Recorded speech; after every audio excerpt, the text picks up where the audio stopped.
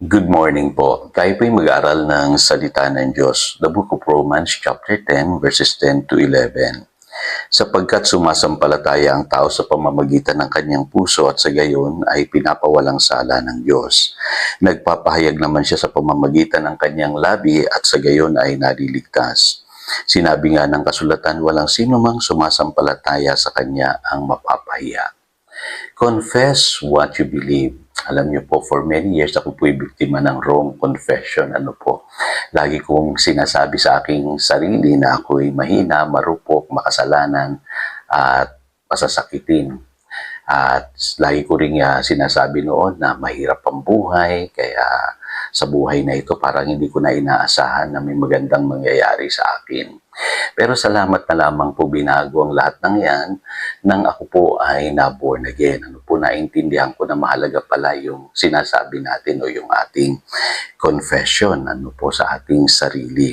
At natutunan kong i-confess na ako'y niligtas na ng Diyos, pinatawad, ako'y magaling na sa aking karamdaman, at ako'y pinagpala na ng Diyos. Kasi gano'n naman po talaga ang naganap sa atin nung tayo po ay naligtas. Sabi po sa Romans chapter 10 verse 9, kung ipahahayag na iyong labi na si Jesus ay Panginoon at buong puso kang sasampalataya na siya'y muling binuhay ng Diyos, maliligtas ka. Yun ang nangyari po nung tayo'y na-born again. Tayo po'y nanalig at kinonfess po natin kung ano yung ating pinaniwalaan.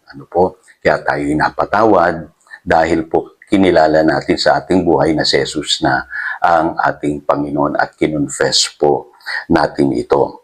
Ngayon, bakit mahalaga po yung confession? Kasi yan po yung principle ng pananampalataya. Sabi po sa 2 Corinthians chapter 4 verse 13, it is written, I believe, therefore I have spoken.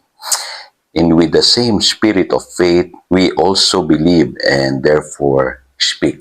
So ganun po ang pananampalataya, kung ano yung iyong pinaniniwalaan, dapat sinasabi mo. Kaya nung palang na-born again tayo, ginamit na natin itong prinsipyo na ito. Kaya naganap sa atin yung dakilang kaligtasan na ipinangako ng Diyos sa atin. At ang sabi pa nga dyan, walang sino mang sumasampalataya sa Kanya ang mapapahiya.